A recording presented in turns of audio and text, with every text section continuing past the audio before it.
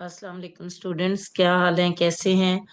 अच्छा, कल हमने पढ़ा था नर्सिंग प्रोसेस के उसके पर्पस देखने की कोशिश की थी कि हम जितना इसके कंपोनेंट्स को देख लें। हमने इसकी डेफिनेशन देखी थी और हमने इसके पर्पस देखे थे, जिसमें हमने देखा था कि क्लाइंट का हेल्थ स्टेटस उसको आइडेंटिफाई करने के लिए, एक्चुअल पोटेंशियल प्रॉब्लम को आइडेंटिफाई करने के लिए, हेल्थ नीड्स को, पेशेंट की जो हेल्थ नीड्स हैं उनको आइडेंटिफाई करने के लिए हम नर्सिंग प्रोसेस का यूज करते हैं। हम प्लानिंग करने के लिए, उनकी नर्सिंग इंटरवेंशन और एवेलुएशन के लिए हम नर्सिंग प्रोसेस को यूज करते हैं। हमने एडी पाए इसके कंपोनेंट देखे थे। A for assessing, D for diagnosing, P for planning, I for implementing और ई फॉर एवेलुएटिंग। फिर हमने देखा था कि जब इसके हम स्टेप्स देखते हैं तो इसके 5 स्टेप्स ये जो हैं, इनमें सबसे पहला असेसमेंट है। ये असेस करते हैं तो इसमें हम डाटा कलेक्ट करते हैं, ऑर्गेनाइज करते हैं, वैलिडेट करते हैं और डॉक्यूमेंट करते हैं। फिर हम डायग्नोज करते हैं पेशेंट को और उसमें नर्सिंग डायग्नोसिस बनाते हैं। इसमें हम डाटा को एनालाइज करने के बाद आइडेंटिफाई करते हैं उसकी जो हेल्थ प्रॉब्लम्स हैं, और इनमें स्पेशली हम एक्चुअल और जो प्रेजेंट हेल्थ प्रॉब्लम्स हैं उनको ज्यादातर देखते हैं, बाकी रिस्क और स्ट्रेंथ भी देखते हैं और डायग्नोज प्रॉपर एक डायग्नोस्टिक स्टेटमेंट बना देते हैं। फिर उसके बाद हमने जो अगला हमारा थर्ड स्टेप था उसमें हमने कहा कि हम प्लानिंग करते हैं, और प्लानिंग जो है वो करने के लिए हमारे पास जितनी प्रॉब्लम्स हैं हम उनको एक सीक्वेंस में लिख लेते हैं और ऑर्गेनाइज करते हैं। करने के बाद हम उनकी प्रायोरिटाइज कर लेते हैं, और जो प्रायोरिटी होती है वो मास्लो की हायरार्की के मुताबिक होती है। और मास्लो की हायरार्की हमें पता है कि उसमें सबसे बेस में फिजियोलॉजिकल नीड्स आती हैं, फिर उसके बाद सेफ्टी सिक्योरिटी, और फिर उसके बाद बाकी सारी नीड्स। तो हमारा मेन फोकस जब हॉस्पिटल में पेशेंट होता है, वो किसी क्रिटिकल कंडीशन में है, बीमार है, तो उस वक्त उसकी बेसिक नीड्स पे हमारा मेन फोकस होता है। बेसिक नीड्स में जो उसकी न्यूट्रिशन है, उसकी हाइड्रेशन है, उसकी उसका यानी बॉडी का टेम्परेचर है जिसको हम मेंटेन करते हैं, इन चीजों के मुताबिक हम उसकी प्रायोरिटी करते हैं, फार्मूलेट करते हैं। फिर उसके बारे में गोल्स और अपना एक आउटकम बनाते हैं कि मैं इतनी देर में ये वाला काम कर लूंगा। तो वो जब हमारे पास टाइम फ्रेम होता है, लिमिट होती है, तो हम उस काम को बहुत अच्छा करके करते हैं। फिर नर्सिंग इंटरवेंशन को जो हमने प्लान कर रहे हैं, हमें ये वन बाय वन जो है वो सिलेक्ट करते हैं कि ये बहुत सारी, जैसे किसी की पेन रिलीव करने की बहुत सारे तरीके हैं, फीवर को रिड्यूस करने के बहुत सारे तरीके हैं, एंजाइटी को रिड्यूस करने के बहुत सारे तरीके हैं। उसमें से जो आप कर सकते हैं, जो आपकी कह लें कि अप्रोच में है जो चीज, आप उनको सिलेक्ट करते हैं और फिर उनको एज अ ऑर्डर्स लिख लेते हैं कि ये काम करने हैं। ये सारा काम जब हो जाता है प्लानिंग का, तो फिर हमने उन सारी चीजों को इम्प्लीमेंट करना होता है। वो सारी चीजें स्टेप बाय स्टेप वैसे ही करनी है, और करने के बाद जो जो काम हम करते जाएं उसको साथ साथ टिक करते जाना है कि ये हमने डन कर दिया है। फिर उसके बाद हम अवेलुएट करते हैं उन सारी कामों को, उन सारी चीजों को जो हमने प्लान की थी और हमने इम्प्लीमेंट की, क्या हमने उसी तरीके से उसको कर लिया और उसके बाद हमारा आउटकम क्या आया। ये हमारा पिछला रिव्यू था। आज जो हमने देखना है वो रिक्वायरमेंट देखनी है for the effective use of nursing process. हमारा जो नर्सिंग प्रोसेस है वो कैसा होना चाहिए, जो जिसको हम कह लें कि हम अफेक्टिवली यूज कर रहे हैं फॉर द पेशेंट केयर। पहली बात यह है, process should be open and flexible to meet the unique needs of client, family group और कम्युनिटी। हमारा ये जो प्रोसेस है नर्सिंग का, जिसमें हम असेस भी करते हैं, नर्सिंग डायग्नोसिस भी बनाते हैं, प्लानिंग भी करते हैं, इम्प्लीमेंटेशन भी करते हैं और एवेलुएट भी करते हैं। ठीक है, तो इसमें हमारा कैसा होना चाहिए, ये सारी चीजों में फ्लेक्सिबिलिटी होनी चाहिए। खुदा न खास्ता आपने एक बना दिया, यानी आप इतने रिजिड नहीं है कि अगर आपने असेसमेंट कर लिया और उसके बाद अगर पेशेंट कोई और बात आपको बता रहा है, कोई और प्रॉब्लम आ गई है, या कोई और इश्यू पेशेंट जो है वो एड्रेस कर रहा है, आपके साथ बता रहा है आपको, और आप कहो नहीं पहले जो प्रॉब्लम मैंने लेके चली हूँ बस मैं उसी को देखूंगी। यानी अगर पेशेंट को कोई और, जैसे पहले पहले पेन नहीं थी, आपने जब बनाया तो फीवर का बनाया नर्सिंग प्रोसेस, उसके मुताबिक आपने केयर प्लान बनाया और सारी इम्प्लीमेंटेशन भी उसी के मुताबिक कर रहे हैं, प्लान भी आपने उसी के मुताबिक किया था, वैल्यूएट भी उसके मुताबिक। अगर दरमियान में उसको पेन शुरू हो गई है, ठीक है, तो आप इतने ओपन और फ्लेक्सिबल होने चाहिए कि पेशेंट की इन नीड्स को फोकस करते हुए हम पेन की चीजों को भी ऐड कर लेंगे अपनी प्लानिंग में। इट शुड बी साइक्लिक और डायनेमिक। ठीक है, साइक्लिक क्योंकि हमेशा असेसमेंट के बाद नर्सिंग डायग्नोसिस ही बनानी है, डायरेक्टली आप इम्प्लीमेंटेशन पे नहीं चले जाते। एक साइकिल की शक्ल में ये चलता है, जैसे हमने साइकिल में इसे बनाया हुआ है कि असेसमेंट, फिर नर्सिंग डायग्नोसिस, फिर प्लानिंग, फिर इम्प्लीमेंटेशन और फिर अवेलुएशन। ठीक है, और ये डायनामिक इन नेचर है। ठीक है, डायनामिक मतलब इसमें एनर्जी होती है, ऐसे नहीं होता कि बिल्कुल एक दफा बना दिया फिर उसमें आप कुछ चीजें ऐड या रिमूव नहीं कर सकते। और ये क्लाइंट सेंटर्ड होता है, गोल डायरेक्टेड होता है। आप जो गोल बनाते हैं उसी के मुताबिक आपका नर्सिंग प्रोसेस चलता है।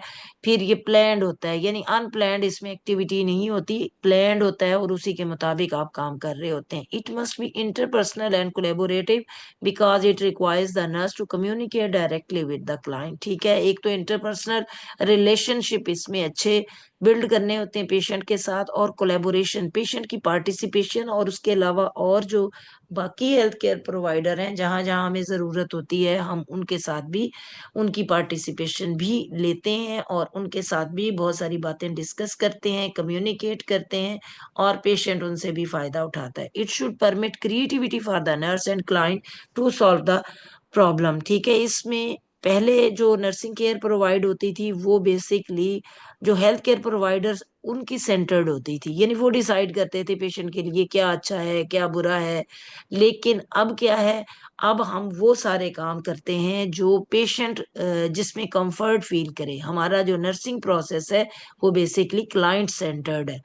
इट शुड एम्फेसाइज फीडबैक, और इसमें हमारी इम्प्लीमेंटेशन के बाद एवेलुएशन बहुत ज़रूरी। जब तक हमें फीडबैक नहीं मिलेगी कि वो पेशेंट के नर्सिंग प्रोसेस के बारे में कि वो कैसा चल रहा है, और उसकी एवेलुएशन करेंगे कि क्या हमने जो गोल बनाया था, प्लान किया था, क्या वो अचीव हो गया या नहीं।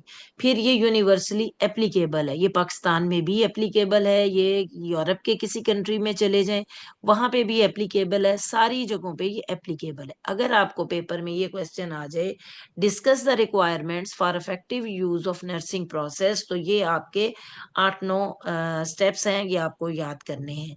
और ये बिल्कुल भी मुश्किल नहीं है, यानी एक कोई भी प्रोसेस है आप जिसको यूज कर रहे हैं वो ओपन भी हो, फ्लेक्सिबिलिटी हो, जिसमें हम पेशेंट की, फैमिली की और कम्युनिटी की नीड्स को एड्रेस कर सकते हैं। साइक्लिक हो, डायनामिक हो, क्लाइंट सेंटर्ड हो, गोल डायरेक्टेड हो और प्लान्ड हो, इंटरपर्सनल और कोलैबोरेटिव, इसमें इंटरेक्शन हो, क्रिएटिविटी हो नर्स और क्लाइंट दोनों की, और इनका फीडबैक लाजमी है और यूनिवर्सली एप्लीकेबल हो।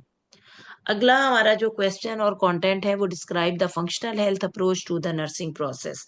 ठीक है, तो जो हम हिस्ट्री लेते हैं, जो नर्सिंग प्रोसेस को हम यूज करते हैं उसमें हम फंक्शनल हेल्थ अप्रोच यूज करते हैं। मुझे नहीं पता, आप लोगों को शायद थोड़ा बहुत आइडिया हो फंक्शनल हेल्थ पैटर्न्स क्या हैं। तो आज हम ये देख लेते हैं कि जॉर्डन के जो हेल्थ पैटर्न है वो क्या है। ये Gordon functional health pattern is a method used by nurses in nursing process to provide a more comprehensive nursing assessment of the patient.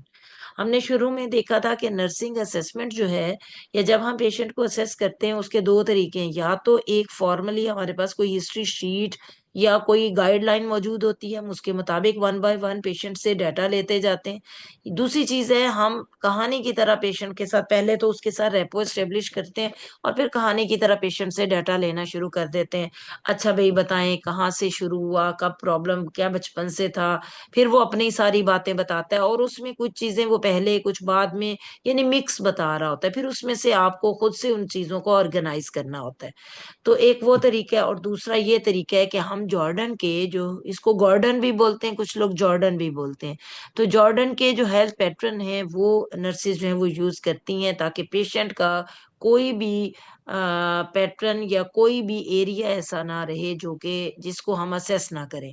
तो इसलिए कंप्रिहेंसिव असेसमेंट के लिए हम ये फंक्शनल हेल्थ पैटर्न जो है इनका इनका मेथड यूज करते हैं। Following areas are assessed through questions asked by the nurse and medical examination to provide an overview of clients या individuals health status and health practices that are used to reach the current level of health or illness।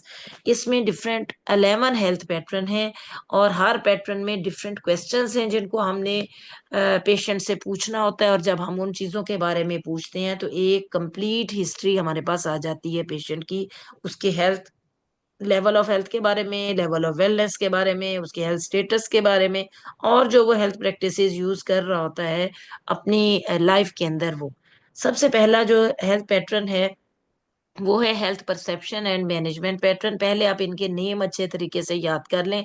Sometimes paper में आ जाता है health pattern के name ही लिखें, analyst करें। ठीक है, तो आपको एनलिस्ट करने के लिए इनके नेम पता होने चाहिए। हेल्थ पर फिर बाद में आपको, जब आपने, क्योंकि आपके पोर्टफोलियो में इनकी ये लगनी होती हैं हिस्ट्री शीट्स, तो आपके उसमें भी आपको पता होना चाहिए कि इस हेल्थ परसेप्शन और मैनेजमेंट पैटर्न है जैसे, तो इसके अंदर आप ये कौन कौन सी चीजें, कौन कौन से क्वेश्चंस पूछेंगे। ठीक है, वो भी आपको स्टेप बाय स्टेप बताते जाएंगे। दूसरा पैटर्न जो है वो न्यूट्रिशनल और मेटाबॉलिक पैटर्न है। तीसरा एलिमिनेशन और एक्सक्रीशन पैटर्न है। इसमें सारी चीजें एक्सक्रीशन से रिलेटेड पूछेंगे। जो पहला है उसमें हम हेल्थ परसेप्शन के आपके पेशेंट हेल्थ को कैसे परसीव कर रहा है और उसको कैसे मैनेज कर रहा है। हर बंदे का तरीका डिफरेंट होता है हेल्थ को मैनेज करने का, और हर बंदे के लिए उसकी हेल्थ जो है वो डिफरेंट तरीके से वो उसको परसीव कर रहा होता है। बाज के लिए वो कहते हैं कि हेल्थ इज लाइफ। ठीक है, और बाज हेल्थ को इतना बॉदर नहीं करते हैं और हेल्थ के लिए इतना कॉन्शियस नहीं होते हैं। और कुछ लोग हेल्थ के लिए बहुत ज्यादा कॉन्शियस होते हैं और वो हेल्थ के लिए यानी डिफरेंट रेमेडीज भी यूज करते हैं, लाइफस्टाइल को भी मॉडिफाई करते हैं, डिफरेंट एक्सरसाइजेज भी करते हैं, डाइट भी बड़ी नाप तोल के खाते हैं। यानी वो बहुत ज्यादा कॉन्शियस होते हैं। न्यूट्रिशनल और मेटाबॉलिक पैटर्न में आप उसकी न्यूट्रिशन से रिलेटेड, वो पर डे क्या खाता है, पर वीक क्या खाता है, उसकी न्यूट्रिशन की हैबिट्स क्या है, नाश्ते में वो क्या लेता है, स्नैक्स में वो क्या लेता है, लंच में क्या लेता है, फिर अगर कोई स्नैक्स लेता है, कोई फ्रूट लेता है, कोई वेजिटेबल कच्ची लेता है, सैलेड लेता है, या डिनर कैसे करता है, वो सारी चीजें जो बेवरेजेस वगैरह वो लेता है, कितना लिक्विड लेता है, कितना सॉलिड लेता है, कितना सेमी सॉलिड लेता है।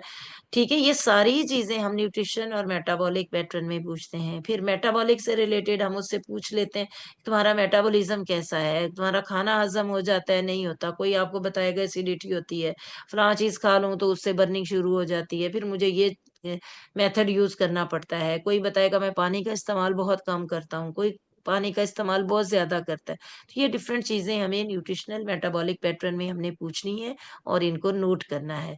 फिर एलिमिनेशन एंड एक्सक्रीशन पैटर्न, इसमें हम उसकी एक्सक्रीशन और एलिमिनेशन से रिलेटेड जो है वो चीजें पूछेंगे। अच्छा जी, फिर इसमें यानी एलिमिनेशन में अब जाहिर है या तो कोई किसी को वॉमिट हो गई, यूरिन कर लिया, डायरिया लग गया, वैसे उसको जो पखाने रूटीन में वो स्टूल या मोशन पास करता है, कितनी दफा पास करता है, क्या कंसिस्टेंसी होती है, कितनी अमाउंट में करता है, कितनी दफा वॉमिट करता है अगर आती है उसको वॉमिट, या क्या उसका पैटर्न है। फिर एक्टिविटी और एक्सरसाइज पैटर्न जो है वो भी हम पूछेंगे, वो किस तरह की उसकी एक्टिविटी है, किस तरह का लाइफ स्टाइल है, उसका सेडेंट्री लाइफ स्टाइल है, बैठा रहता है या बहुत ज्यादा लेबर वर्क वो करता है। स्लीप और रेस्ट पैटर्न है। स्लीप और रेस्ट पैटर्न में हम उसके स्लीप के बारे में और रेस्ट के बारे में पूछेंगे। उसका स्लीप और वेक साइकिल कितनी देर का है, जैसे 2 से 3 घंटे के बाद उसकी आंख खुलती है, या बहुत ज्यादा वो जागता है, या बहुत ज्यादा सोता है, या नींद नहीं आती है, या जो भी उसका पैटर्न है वो हम चीजें स्लीप और रेस्ट पैटर्न में पूछेंगे। फिर कॉग्निटिव परसेप्चुअल असेसमेंट पैटर्न है। इसमें उसकी कॉग्निशन के बारे में हम डिफरेंट क्वेश्चंस करेंगे। कॉग्निशन देखने के भी डिफरेंट तरीके हैं।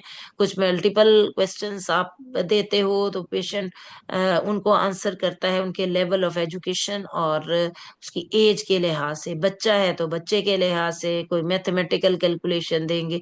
यानी कॉग्निशन और उसकी परसेप्शन, उससे पूछेंगे आप कहाँ पे हैं, टाइम प्लेस पर्सन अगर वो सही बताता है तो इसका मतलब है वो परसेप्शन उसकी ठीक है। ये उस कंडीशन में मोस्टली करते हैं जिसमें न्यूरोलॉजिकल किसी का कोई इशू होता है। जैसे हम जीसीएस करते हैं तो जीसीएस भी कोग्निटिव परसेप्चुअल असेसमेंट के अंदर ही आता है। ठीक है, फिर सेल्फ परसेप्शन और सेल्फ कंसेप्ट, अपने बारे में उसकी क्या परसेप्शन है। कुछ लोग अपने आप को बड़ा सुपर समझते हैं, कुछ अपने आप को अंडर एस्टिमेट करते हैं।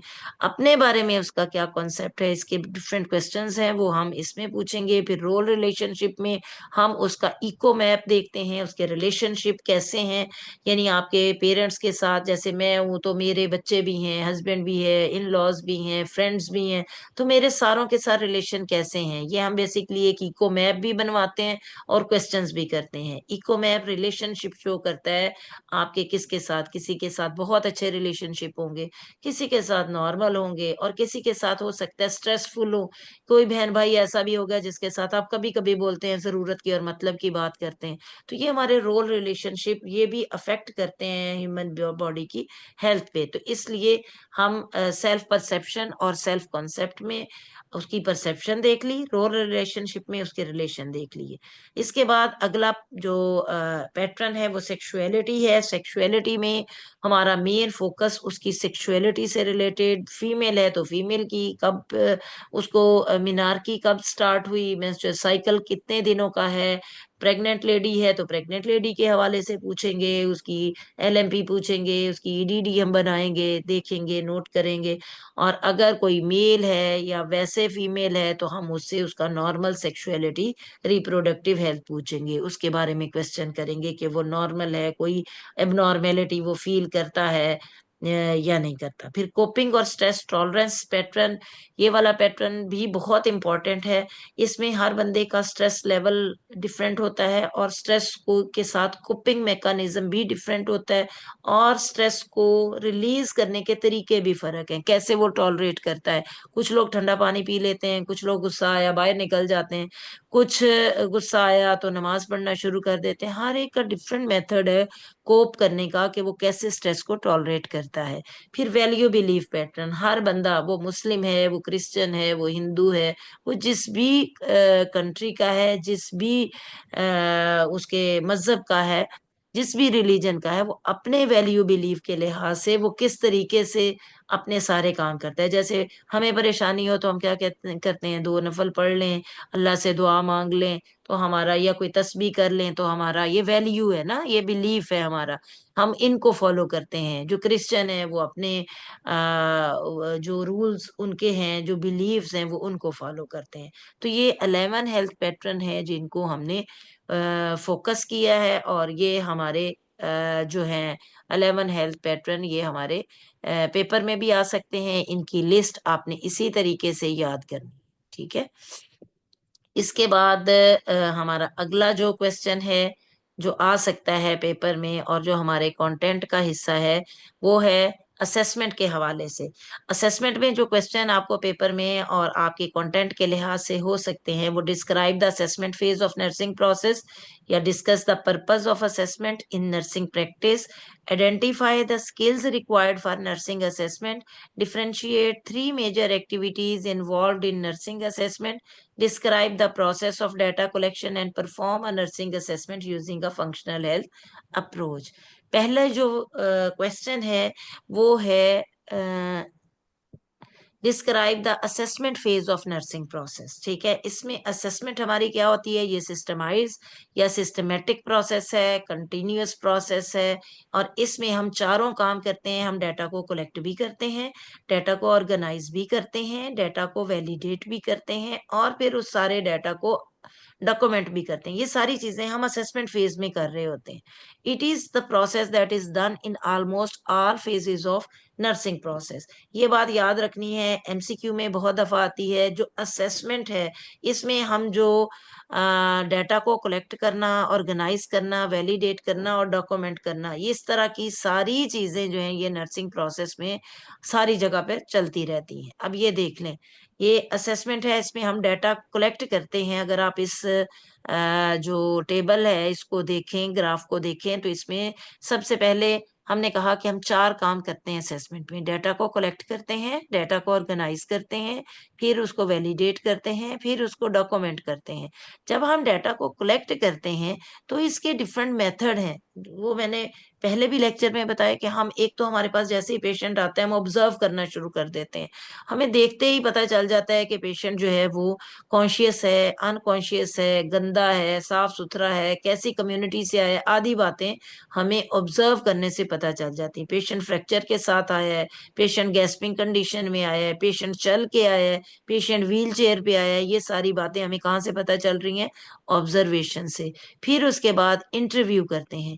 इंटरव्यू जो होता है वो हमारी हेल्थ हिस्ट्री होती है। हम पेशेंट के साथ थोड़ा सलाम दुआ करते हैं, उसको बताते हैं कि मैं डॉक्टर हूँ, मैं नर्स हूँ। फिर उसके बाद आप जो है वो अपना इंटरव्यू लेना शुरू कर देते हैं। उससे हेल्थ हिस्ट्री, अभी हमने पीछे 11 हेल्थ पैटर्न देखे, तो जो 11 हेल्थ पैटर्न है उन्हीं के मुताबिक, जो जॉर्डन के हेल्थ पैटर्न है उन्हीं के मुताबिक हम हिस्ट्री लेना शुरू कर देते हैं। और तीसरी चीज जो डाटा को कलेक्ट करने के लिए, वो हमारी एग्जामिनेशन है। हम डाटा को एग्जामिन करते हैं, फिजिकल एग्जामिन करते हैं पेशेंट के सारे सिस्टम्स को, और साथ साथ हम उसको नोट करते जाते हैं। ये हमने डाटा कलेक्ट कर लिया, तो फिर हम ऑर्गेनाइज करते हैं उस डाटा को जॉर्डन हेल्थ पैटर्न के साथ, जैसे हमने 11 हेल्थ पैटर्न पढ़े, या औरम के सेल्फ केयर मॉडल के तहत, या रॉय के अडेप्टेशन मॉडल के तहत। अब ये आपकी ड्यूटी है, आपकी अपनी जिम्मेदारी है, आपकी अपनी मर्जी है, आप इनमें से कौन सा मॉडल यूज करते हैं। मोस्टली जो ज्यादा हमारा जो यूज होता है, जिस जो बहुत ज्यादा कंप्रीहेंसिव है, वो जॉर्डन के 11 हेल्थ पैटर्न है, और यही आपके पेपर में ज्यादा आते हैं। जब आपने डाटा को ऑर्गेनाइज कर लिया, फिर हम उस डाटा को क्या करते हैं, वैलिडेट करते हैं, कंपेयर करते हैं सब्जेक्टिव और objective data to verify the client statement. ठीक है, अब जो बार बार पेशेंट बता रहा है, एक तो उसने सब्जेक्टिव डाटा दे दिया, ठीक है, आपने आपने वो नोट भी कर लिया, फिर आपने उसको कंफर्म करने के लिए ऑब्जेक्टिव डाटा भी ले लिया, और फिर उसके बाद वेरीफाई अगेन करते हैं, वैलिडेट करते हैं पेशेंट से पूछने के बाद। क्लैरिफाई एम्बिगुअस और वेग स्टेटमेंट, अगर कोई आपको वेग लग रही है कोई स्टेटमेंट, या आपको समझ नहीं आ रही, तो हम वैलिडेट अगेन करते हैं पेशेंट से भी। और समटाइम्स पेशेंट हमें प्रॉपर डाटा नहीं दे रहा होता, तो हम उसको वेरीफाई करते हैं, उसके पेरेंट्स, उसके फैमिली मेंबर्स, उसके कुलीग्स, या वो लोग जो उसको लेके आए हैं, जो उसके साथ रहते हैं, तो वहां से करते हैं। या हम डबल चेक करते हैं और डिटरमिन करते हैं factors that interfere accurate measurement, और एंड पे हम डॉक्यूमेंट कर देते हैं इन सारी चीजों को।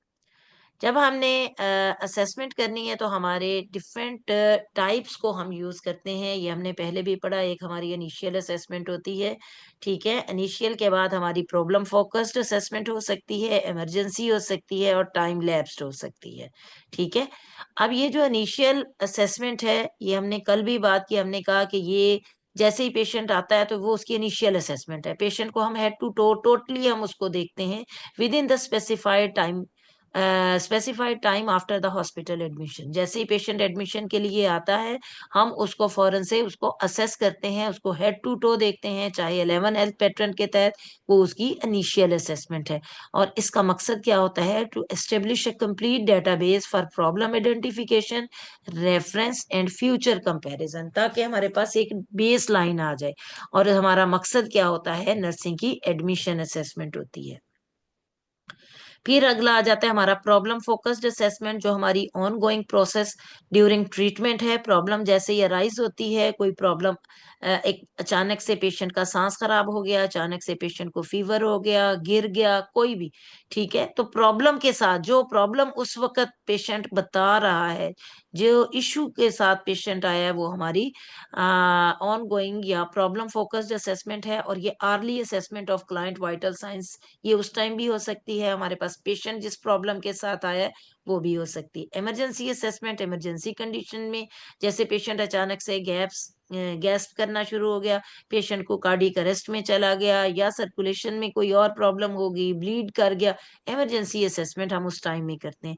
और टाइम लेस्ड असेसमेंट जो होती है, बेसिकली कुछ ड्यूरेशन के बाद, जैसे पेशेंट डिस्चार्ज हो गया, तो हम उसे कहते हैं आफ्टर 1 वीक आपने अगेन आना है और अपनी असेसमेंट करवानी है, आफ्टर 2 वीक्स आना है, मंथली चेकअप करवाना है। तो ये टाइम लैब्स जो है, ये बेसिकली ओपीडी बेस पे होती है, और ये आपकी फॉलो अप वाली असेसमेंट होती है, ठीक है।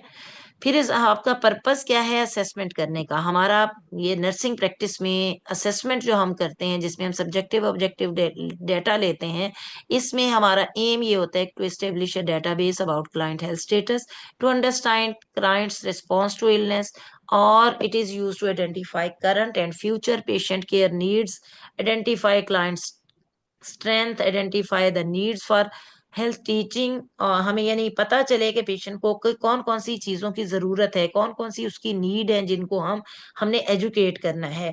और it incorporates the recognition of normal versus abnormal body physiology. ठीक है, आप देखते जाते हो, आपको पता है नॉर्मली यहाँ साउंड नहीं होती लेकिन यहाँ साउंड आ रही है, नॉर्मली यहाँ स्वेलिंग नहीं होती लेकिन यहाँ स्वेलिंग आ रही। तो हमें पता चल जाता है उसकी असेसमेंट से कि इसके इश्यूज कहाँ कहाँ है।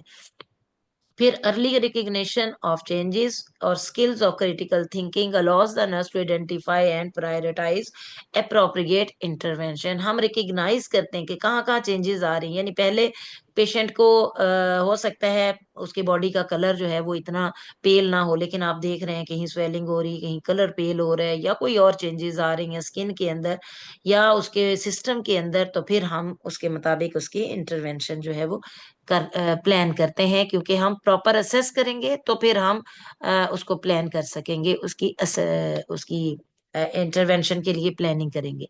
जब हमने असेस कर लिया, ये देखे ना डिफरेंट दो तीन क्वेश्चन जो पेपर में प्रीवियस में आए हुए हैं, तो वो भी हमने साथ साथ डिस्कस करने हैं, ताकि आपको पता हो कि अगर ऐसा क्वेश्चन आ जाए तो आप उसको कैसे लिखेंगी। जैसे identify the skills required for nursing assessment, तो आप ये क्वेश्चन का आंसर है। या differentiate three major activities involve in the nursing assessment, या describe the process of data collection. इनमें से कोई भी क्वेश्चन अगर आ जाता है तो डाटा कलेक्शन मेथड आपके पास तीन है मेजर। ऑब्जर्वेशन है, इंटरव्यू है और फिजिकल एग्जामिनेशन है। इंटरव्यू के अंदर ही आपकी हेल्थ हिस्ट्री आ जाती है। अब ऑब्जर्व जब आप करते हो तो हम उसमें अपनी सारी सेंसेस को यूज करते हैं। जैसे बहुत सारी चीजें आप देख के, मैंने कहा कि जैसे ही पेशेंट आता है ऑब्जर्व कर लेते हैं, ओवरऑल उसकी अपीयरेंस देख लेते हैं, क्लाइंट की ग्रूमिंग देख लेते हैं, उसका पोस्चर देख लेते हैं। विजन में आपको नजर आ जाता है पेशेंट कैसे चल के आ रहा है, व्हील चेयर पे है, स्ट्रेचर पे है, उसकी फिजिकल कंडीशन कैसी है, ब्लीड तो नहीं कर रहा। कुछ चीजें हम स्मेल से देख लेते हैं। उसके पास पेशेंट आया, बड़ी गंदी सी स्मेल आ रही, मतलब जो गंदी स्मेल होती है वो अनहाइजेनिक उसके ड्रेस की वजह से या अनहाइजेनिक उसकी लाइफस्टाइल की वजह से हो सकती है। तो हमें पता है कि इसकी वजह से इसको डायरिया लगा हुआ है या इसकी वजह से इसको कोई इशू है। फिर एसीटोन ब्रेथ भी समटाइम्स हो सकती है, जो जैसे हाइपर ग्लाइसीमिया वाले पेशेंट होते हैं, हमें दूर से पता चल जाता है। जैसे ही वो पास से गुजरते हैं एसीटोन स्मेल आती है, एक खास तरह की चुभने वाली सी स्मेल होती, मीठी मीठी सी। तो वो स्मेल जो है वो इंडिकेट करती है कि पेशेंट जो है वो शायद हाइपरग्लाइसेमिक है, इस वजह से ये कोमा में गया है। तो कुछ हमारी साउंड्स जो हैं वो हम दूर से ही हमें पता चल रही होती हैं, और कुछ के लिए हम अस्कल्टेट करते हैं, तो फिर अ, हमें उन साउंड्स का पता चलता है जिनमें हमारी हार्ट साउंड्स हैं, ब्रेथ साउंड्स हैं, बावल साउंड्स हैं। और टच से भी हमें पता चल जाता है। हम स्किन का टेम्परेचर अपने हाथ की बैक साइड से, डोर्सल साइड से हम माथे पे या स्किन पे लगा के उसका टेम्परेचर भी देख सकते हैं। और जब हाथ टच करते हैं तो हमें स्किन की वो मॉइस्चर का, उसकी स्किन कैसी है, सॉफ्ट है, अच्छी है, बुरी है, हार्ड है, ड्राई है, वो पता चलता है। पल्स रेट का पता चलता है। It is the conscious and deliberate skill, ये बड़ी कॉन्शियस और डेलिब्रेट स्किल है। और ऑब्जर्वेशन के बेसिकली दो इसके एस्पेक्ट्स होते हैं। एक तो हम ये देखते हैं कि नोटिसिंग द स्टिमुलाई, के स्टिमुलाई जो हैं वो उनको नोटिस करते हैं, सिलेक्ट करते हैं, ऑर्गेनाइज करते हैं, और जो है वो इंटरप्रेट करते हैं डाटा। अच्छा, इसके बाद अगली हमारी अप्रोच है, ऑब्जर्वेशन के बाद इंटरव्यू है। इंटरव्यू जो है वो बेसिकली प्लान्ड कम्युनिकेशन है with a purpose, for example to get और give information, identify problems of mutual concern, evaluate change and to provide support और counselling therapy. One example of interview is taking client health history. ये मैंने अभी आपको बताया, हमारा मकसद जो है वो पेशेंट के लिए इंटरव्यू, बेसिकली हमने उसकी हेल्थ हिस्ट्री लेनी है। हम डायरेक्टिव और नॉन डायरेक्टिव दोनों तरह के इंटरव्यू ले सकते हैं। हाईली स्ट्रक्चर्ड होता है जो डायरेक्टिव इंटरव्यू होता है, और डिफरेंट इंफॉर्मेशन जो हमने लेनी होती है वो हमने स्टेप बाय स्टेप लिखी होती है, यानी हम बाकायदा जो हमारे पास हिस्ट्री फॉर्म, हिस्ट्री शीट होती है, हम उसी की हद तक रहते हैं। उसमें लिखा हुआ है नेम पूछना है तो नेम, सेक्स पूछनी है तो सेक्स, पेशेंट का प्रेजेंट कंप्लेंट्स पूछनी है तो जस्ट वही, फैमिली हिस्ट्री पूछे, जो जो होता है वो डायरेक्टिव इंटरव्यू होता है। और इसमें मोस्टली क्लाइंट के क्लोज एंडेड क्वेश्चंस होते हैं। जो नॉन डायरेक्टिव होता है ये बेसिकली ओपन एंडेड क्वेश्चन होते हैं। हम पेशेंट से पूछते हैं, मैंने पहले भी बताया कि जो कहानी की शक्ल में पेशेंट बताना शुरू करता है, कुछ चीजें आगे वो बता रहा होता है, कुछ पीछे बता रहा होता है, लेकिन हम उससे डाटा ले रहे होते हैं। अब दोनों तरह के क्वेश्चंस जो हैं वो इंटरव्यू में पूछे जा सकते हैं, ओपन एंडेड भी और क्लोज एंडेड भी। कुछ क्वेश्चंस जैसे आपने पूछना है पेशेंट से कि आपको क्या पेन हो रही है, तो वो कहेगा यस या नो, दो ही क्वेश्चन है। तो या आप उसे खुली ओपन फ्रीडम देते हैं और उसे कहते हैं अपने बारे में बताओ, कैसा फील हो रहा है, कब बीमारी स्टार्ट हुई, तो वो ओपनली आपको बताना शुरू कर देता है। लेकिन जब आप उसे पूछते हो कहाँ पे पेन हो रही है, कब पेन हुई, तो वो आपको स्पेसिफिक आंसर करता है पेशेंट। अब जब भी आपने इंटरव्यू करना है उसमें डिफरेंट तरह के क्वेश्चंस होते हैं, और न्यूट्रल क्वेश्चंस होते हैं और लीडिंग क्वेश्चंस होते हैं। नॉर्मली हमारा मकसद होता है पेशेंट से डाटा को रिट्रीव करना, तो उसके लिए हम न्यूट्रल क्वेश्चंस करते हैं। हम पेशेंट को कहते हैं अच्छा आप बताएं आपको कैसा फील हो रहा है, कहाँ पेन हो रही है। ये नहीं हम कहेंगे क्या आपको यहाँ पेन हो रही है, हम हाथ लगा के तो ये लीडिंग क्वेश्चंस हो जाएगा। तो लीडिंग क्वेश्चंस में गलती के चांसेस होते हैं, पेशेंट को पता नहीं चल रहा होता कि उसने हाँ कहना है ना कहना है, या कई दफा वो रॉन्ग आपको स्टेटमेंट दे देता है। तो आप जो है वो न्यूट्रल क्वेश्चन करें, पेशेंट को के हाथ लगा के बताएं कहाँ पेन हो रही है, यानी आपने उसको डायरेक्शन नहीं देनी। ठीक है। फिर हम जब भी कोई इंटरव्यू करते हैं हम उसकी बाकायदा तौर पर प्लानिंग करते हैं कि अब मैंने उससे क्वेश्चंस करने हैं, कहाँ बिठा के करने हैं, कितना डिस्टेंस होगा उसका और मेरा। तो ये बहुत इम्पोर्टेंट होता है। और ऐसी जगह पे पेशेंट का इंटरव्यू लेते हैं, हम तो बेड पे ही बैठते हैं और वहीं पे इंटरव्यू ले लेते हैं, या बेंच के पास बैठ जाते हैं और वहीं पेशेंट की हिस्ट्री ले लेते हैं। बेसिकली जो तरीका होता है वो कोई ना कोई एक कॉर्नर, एक टेबल और एक चेयर रखी होती है, और वहां पर कोई भी नर्स बैठ के पेशेंट की हिस्ट्री लेती है। टाइम इसमें जो है वो उसमें हम देखते हैं nurses need to schedule interviews with hospitalized clients for a time when client is comfortable and free of pain and when there is no interruption। अगर पेशेंट चीख रहा है पेन के साथ, उसको फीवर है, तो आप उससे कुछ भी क्वेश्चन करेंगे तो वो आपके क्वेश्चन का आंसर प्रॉपर नहीं दे सकेगा। इसलिए आपने क्या करना है, आपने प्लान करना है जिस टाइम में पहले पेशेंट की करंट प्रॉब्लम जो है या जो भी इशू है उसको रिजॉल्व करें, वो इस काबिल होगा तो आपको क्वेश्चन के आंसर देगा। फिर place well lighted, well ventilated, moderate size room having no noise and distraction. अगर डिस्ट्रैक्शन होगी, कभी इधर से कोई आ रहा है पेशेंट जो है वो भी, और जो इंटरव्यूअर है, जो आप इंटरव्यू लेने वाला है, वो भी डिस्टर्ब होगा और प्रॉपर तरीके से उसकी कोहेरेंसी नहीं रहेगी। ठीक है। तो वो उसका माइंड जो है वो जो क्वेश्चन का एक फोकस करके उसने करना था और पेशेंट ने भी फोकस करके उसका जवाब देना था, तो वो नहीं होता। तो इसलिए प्लेस और टाइम बहुत इंपॉर्टेंट है। फिर seating arrangement, with the chairs are on right angle on the each other few feet apart, no central table. कोशिश करें जब भी आपने हिस्ट्री लेनी है, आपने दरमियान में टेबल ना हो, और आप इस तरीके से हो, एक तरफ आप बैठे हो एक तरफ पेशेंट बैठा हो, और डिस्टेंस कम से कम 3 से 4 फीट का डिस्टेंस होना जो है वो जरूरी है जब आपने कोई भी इंटरव्यू करना है। ये एमसीक्यू में आता है, इसलिए एमसीक्यू के हवाले से आपने याद रखनी है। ये आपने प्रेपरेशन कर ली हमने इंटरव्यू की। जब आप इंटरव्यू शुरू होता है तो उसकी 3 अंदर आ जाती हैं स्टेजेस, यानी इसकी 4 स्टेजेस हैं। पहली स्टेज इसकी जो है वो प्रेपरेशन है, जिसमें हमने टाइम, प्लेस और सीटिंग अरेंजमेंट और डिस्टेंस हमने अरेंज कर लिया। फिर उसके बाद ओपनिंग और ओरिएंटेशन फेज है। Nurse explain the purpose and nature of interview, patient के साथ अपनी थोड़ी रेपो एस्टेब्लिश करेगी और फिर उसको अपना पर्पस बताएगी, अपना बताएगी, नेचर ऑफ इंटरव्यू के मैंने आपकी हिस्ट्री लेनी है, आपसे डिजीज के बारे में पूछना है, और आपने जो जो बातें आपको पता है आपने करेक्टली मुझे आंसर करना है। Nurse tell the client that he has the right not to provide data and tell the client how this information will be use. उसने उसने कहा कि ये आपने बताना है पेशेंट को कि आपने मुझे एक तो सही डाटा देना है और दूसरा आपकी इंफॉर्मेशन जो है आपके और मेरे तक ही रहेगी, हम कहीं कहीं इधर उधर वो बातें नहीं बताएंगे। Nurse client therapeutic relationship is build in this stage. और थेराप्यूटिक रिलेशनशिप बनाना है, बहुत ज्यादा दोस्तियां भी नहीं करनी और बहुत रूड भी नहीं रहना। फिर अगली स्टेज में जो बॉडी वाली स्टेज है, जिसमें हाँ हम उससे वर्किंग फेज भी इसको बोलते हैं, बॉडी भी बोलते हैं, इसमें हम डाटा उससे कलेक्ट करेंगे। क्लाइंट कम्युनिकेट व्हाट ही और she thinks, feels, know and perceive in response to nurse.